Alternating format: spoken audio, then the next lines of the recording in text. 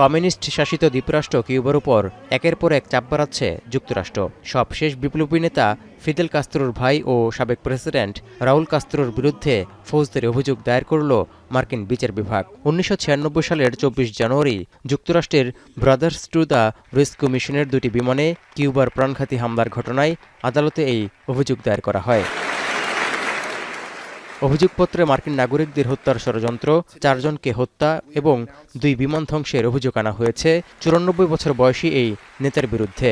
মিয়ামির federal আদালতে করা মামলায় আরও 5 জনকে আসামি করা হয়েছে। দোষী সাব্যস্ত হলে রাউল কাস্ত্রোর যাবজ্জীবন কারাদণ্ড হতে পারে। As alleged in the indictment, Raul Castro and 5 co-defendants participated in a conspiracy that ended with Cuban military aircraft firing missiles at those civilian planes and killing 4 Americans. To target Americans, kill them, the United States and President Trump does not and will not forget its citizens.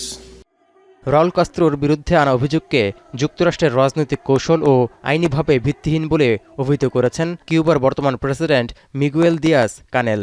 এর মধ্য দিয়ে এক্সপোস্টের বার্তায় তীব্র নিন্দা জানান তিনি।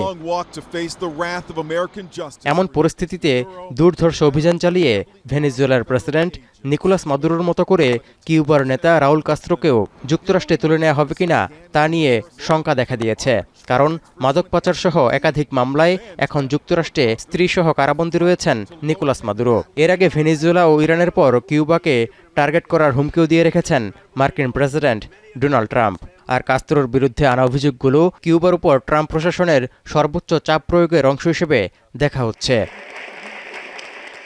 কিউবার সবচেয়ে বড় জ্বালানি সরবরাহের উৎস ছিল ভেনেজুয়েলা, কিন্তু জানুয়ারিতে দেশটি মার্কিন কবজায় যাওয়ার পর সেই পথ বন্ধ। শুধু তাই নয়, নিষেধাজ্ঞা দিয়ে প্রায় জ্বালানি শূন্য করে দেওয়া হয়েছে দেশটিকে।